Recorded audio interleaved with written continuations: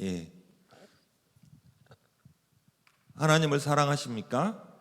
아멘. 예. 우리가 이 세상 살아가면서 가장 큰 복과 가장 큰 은혜라면 우리가 예수님을 영접하고 예수님을 믿게 된 것입니다. 그리고 하나님을 사랑하는 것입니다. 우리가 이 세상 살아갈 때 더욱더 예수님 잘 믿고 더욱더 하나님을 사랑하는 그러한 믿음의 성도님들 되시기를 간절히 바랍니다. 우리 하나님께서는 여러분들과 함께 하십니다. 여러분들과 함께 하시며 지금 이 시간도 여러분들을 지켜보고 계시는 줄로 믿습니다. 아멘. 여러분들이 하나님 사랑합니다 아멘 할 때에 우리 하나님께서 너무너무 기뻐하십니다.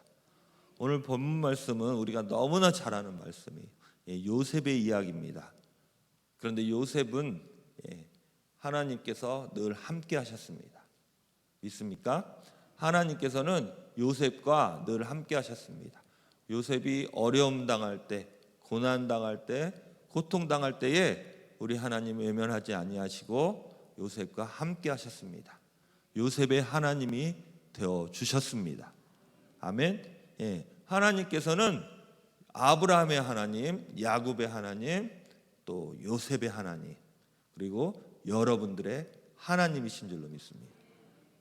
성경 속 옛날 이야기 속의 하나님이 아니라 지금 이 시간 여러분들의 하나님이신 줄로 믿습니다. 믿습니까? 우리 하나님은 여러분들의 하나님이십니다. 우리 옆에 분들에게 한번 말씀해 주세요. 하나님은 당신의 하나님이십니다.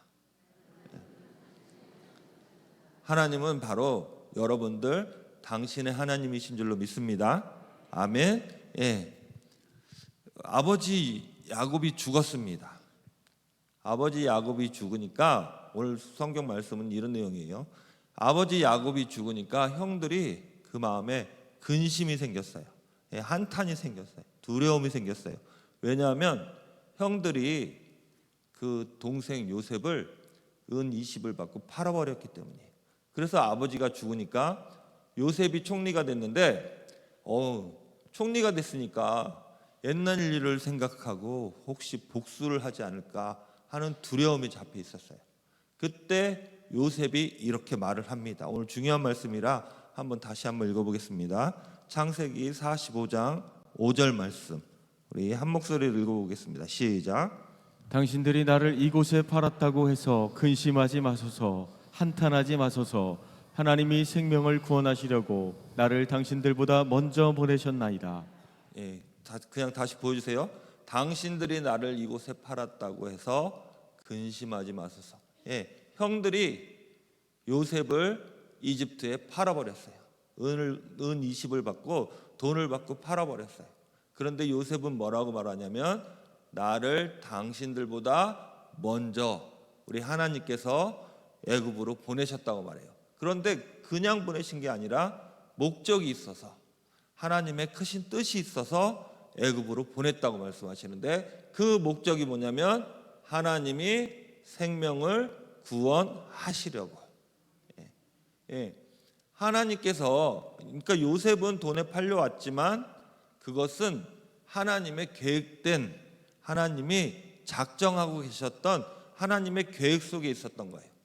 그리고 하나님은 그 계획이 무엇이었냐면 요셉을 통해서 생명을 구원하시려고 그런 일들을 허락하셨다는 거예요. 그렇다면 요셉을 애굽으로 보내신 분이 하나님이시라면 여러분들을 이 땅에 보내신 분도 하나님이십니다. 믿습니까? 우리가 삶 가운데 어려움 만날 수 있고 고통 만날 수 있고 힘든 일을 만날 수 있어요. 그런데 정확하게 그 목적은 무엇이냐면 요셉을 애굽에 보낼 때에 생명을 구원하실 목적으로 보내신 것처럼 여러분들도 생명을 구원할 목적으로 이 땅에 보내셨습니다. 그 생명은 많은 생명이 될 수도 있고 작은 생명이 될 수도 있어요. 그런데 그 한 생명은 우리 하나님이 보실 때에 천하보다 귀하다고 하셨어요. 여러분들을 보내신 그 목적은 바로 생명을 구원하기 위해서입니다. 하나님께서 요셉에게 꿈을 꾸게 하셨어요. 창세기서를 다들 읽어보셨기 때문에 아시겠지만 두 가지의 꿈을 꿨습니다.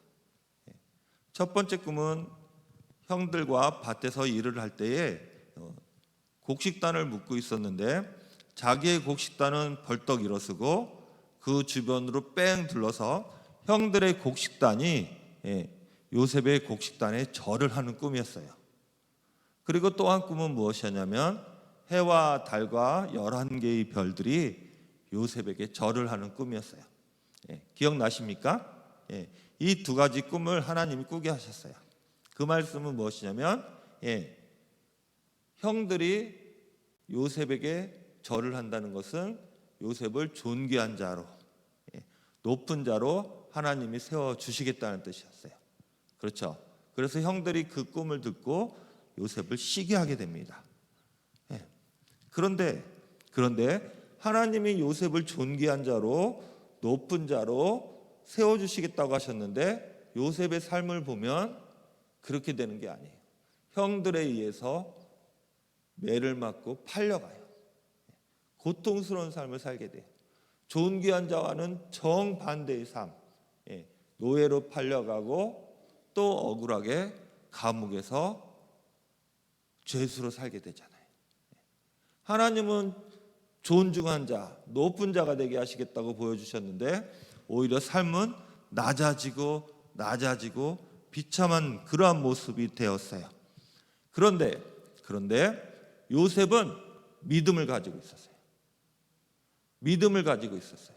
하나님을 사랑하고 하나님을 믿는 그 믿음이 있었어요. 그 믿음이 있었기 때문에 하나님께서 이기게 하신 거예요. 환난과 어려움과 고통을 믿음이 있었기 때문에 하나님께서 그에게 형통하게 하셔서 그 어려움을 이기고 총리가 되게 하신 거예요. 우리도 마찬가지. 우리도 하나님의 자녀들이고 하나님의 백성들이지만 이 세상 살아갈 때에 어려움을 분명히 만나게 돼요. 아픔도 만나게 되고 질병도 만나게 되고. 그런데 우리가 하나님을 믿는, 예수님을 믿는 그 믿음을 지키고 살아간다면 하나님께서 지켜보고 계시기 때문에 크신 은혜를 베풀어 주십니다. 믿습니까? 그래서 요셉은 총리가 되었어요. 그래서 하나님이 보여주셨던 그 환상 꿈과 같이 애굽 나라에서 가장 높은 총리가 되었습니다. 그러면 꿈이 이루어진 것입니까? 하나님이 보여주신 꿈이 이루어진 것입니까? 우리는 여기까지만 생각해요. 그런데 하나님이 요셉을 통해서 이루고자 하셨던 것은 무엇입니까? 아까 읽었듯이 생명을 구원하게 하시려고. 하나님의 목적은 요셉을 존귀한 자, 총리가 되게 하시는 것, 거기가 끝이 아니에요. 그것을 통해서 생명을 구원하게 하시려고 하는 게 목적이었던 거예요. 믿습니까? 하나님이 꿈을 주실 때에는 그 생명을 구원하게 하는 거기에 이르기까지를 하나님이 말씀하시는 것입니다. 우리 창세기 45장 7절 8절 우리 한번 읽어보겠습니다. 다 같이 시작. 하나님이 큰 구원으로 당신들의 생명을 보존하고 당신들의 후손을 세상에 두시려고 나를 당신들보다 먼저 보내셨나니 그런즉 나를 이리로 보낸 이는 당신들이 아니요 하나님이시라. 하나님이 나를 바로에게 아버지로 삼으시고 그 온 집의 주로 삼으시며 애굽 온 땅의 통치자로 삼으셨나이다. 하나님께서 총리가 되게 하시고 바로의 아버지가 되게 하시고 애굽 온 땅의 통치자가 되게 하신 것은 생명을 보존하고 하나님의 큰 구원을 이루게 하시고 또한 당신들의 후손을 세상에 두시려고. 그건 뭐예요? 생명을 구원하게 하시려고 하나님이 그 일을 하셨다는 거예요. 하나님께서는 꿈을 주십니다. 비전을 주세요. 그 꿈과 비전을 위해서 총리가 되게 하실 수도 있고 또 노예가 되게 하실 수도 있고 종이 되게 하실 수도 있어요. 하나님께서 꿈을 주실 때에 높은 자, 고귀한 자, 존귀한 자가 되게 하실 수도 있고 낮아지고 비천하고 어리석은 자가 되게 하실 수도 있어요. 그러나 비록 그것은 하나의 도구일 뿐이에요. 과정일 뿐이에요. 그 결론은 하나님이 원하시는 그 목적은 영혼을, 생명을 구원하는 데 있는 거예요. 믿습니까? 그렇다면 하나님께서는 여러분들에게도 마찬가지예요. 여러분들을 통해서 하나님은 영혼을, 생명을 구원하길 원하고 계십니다. 아멘. 예, 저는 사랑놀이부에서 사역을 담당합니다. 우리 사랑놀이부서는 장애인 부서예요. 제가 이 장애인 얘기를 왜 하냐면 여러분들이 혹시 장애인들에 대해서 어떻게 생각을 하고 계시는지 제가 한번 사람들하고 한번 얘기를 한 적이 있었는데, 장애인들은 특히 발달 장애인, 지적 장애인들은 좀 사는 것이 어렵잖아요.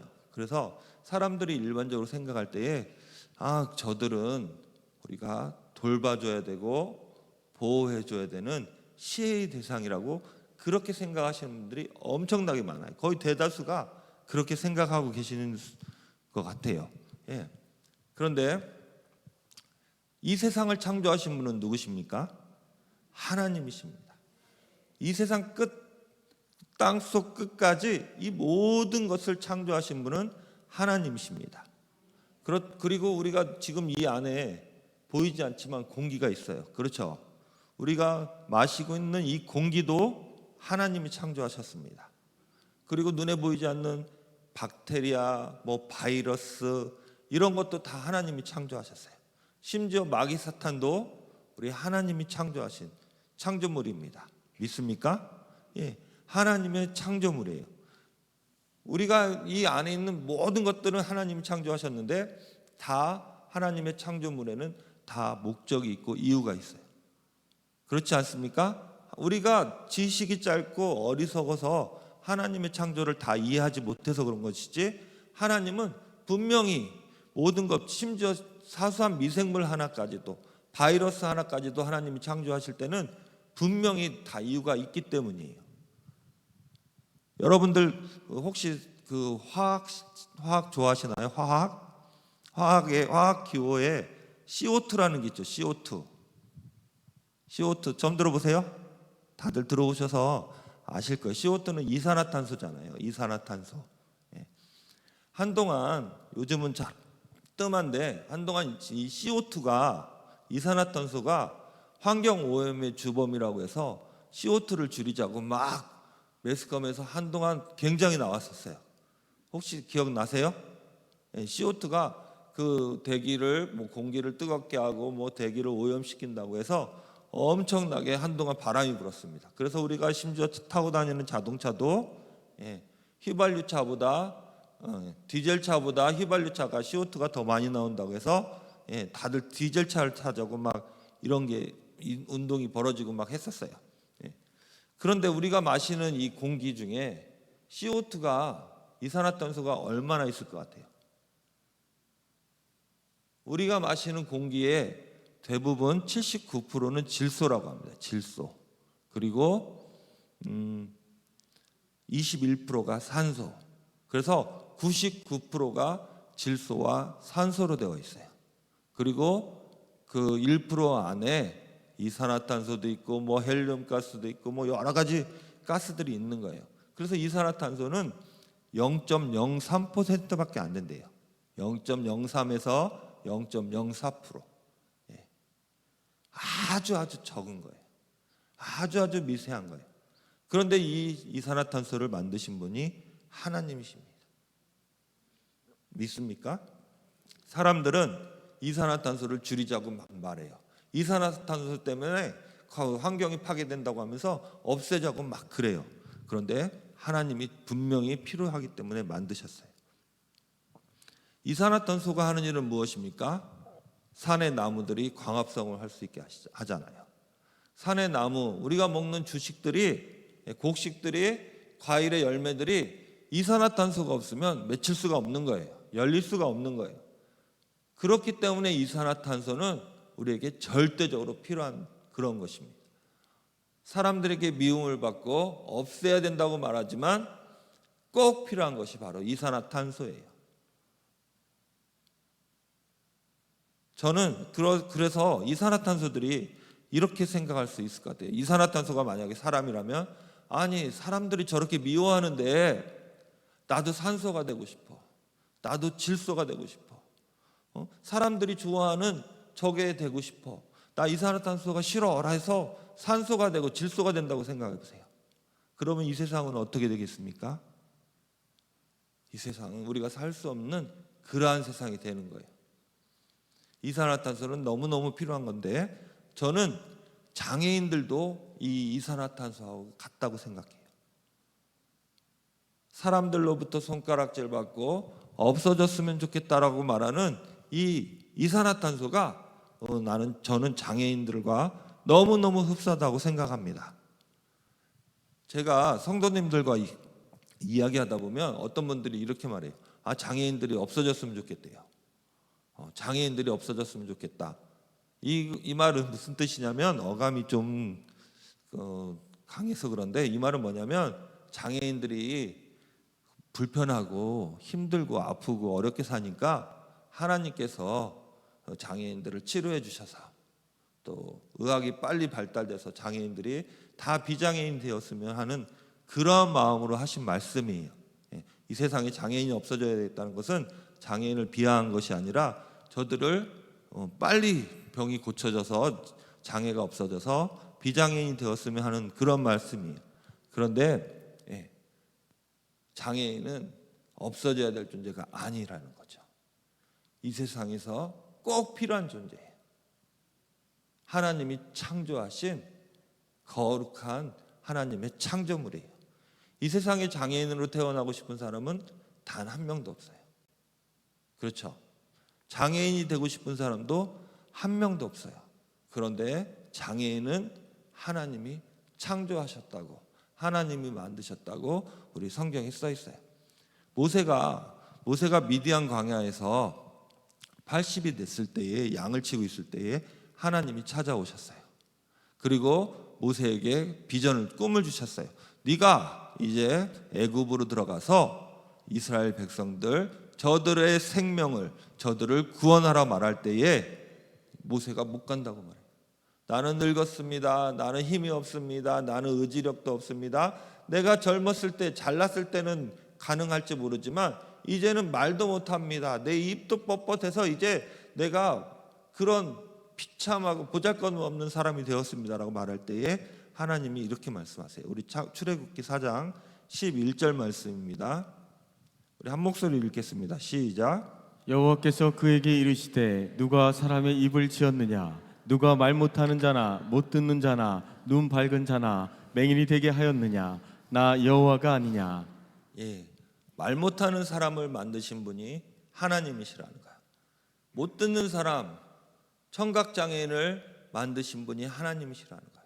그리고 앞을 못 보는 시각장애인을 만드신 분이 하나님이시라는 거야. 이해가 가십니까? 그러면 하나님이 그들을 창조하셨어요. 하나님이 왜 그들을 창조하셨을까요? 꼭 필요한 사람들이기 때문에. 장애인을 만드신 이유는 하나님이 그들을 통해서 요셉처럼 생명을 구원하게 하시기 위해서인 거예요. 믿습니까? 하나님께서 창조하셨어요. 이 세상의 모든 만물을 하나님이 창조하셨어요. 그리고 장애인들도 우리 사랑누리부 지적장애인들도 발달장애인들도 날 때부터 장애인으로 태어난 그들도 하나님이 창조하셨어요. 그리고 그 사람들을 통해서 하나님께서 생명을 구원하게 하시려고 창조하셨다고 말씀하시는 거예요. 모세가 하나님의 그 말씀을 듣고 애굽으로 갑니다. 그리고 놀라운 일을 행해요. 그렇죠? 10가지 기적을 보여주고 나중에는 홍해 바다를 건너고 엄청난 기적을 해요. 그리고 하나님과 독대에서 말씀 십계명도 받잖아요. 이런 엄청난 일을 행하는 모세가 되었어요.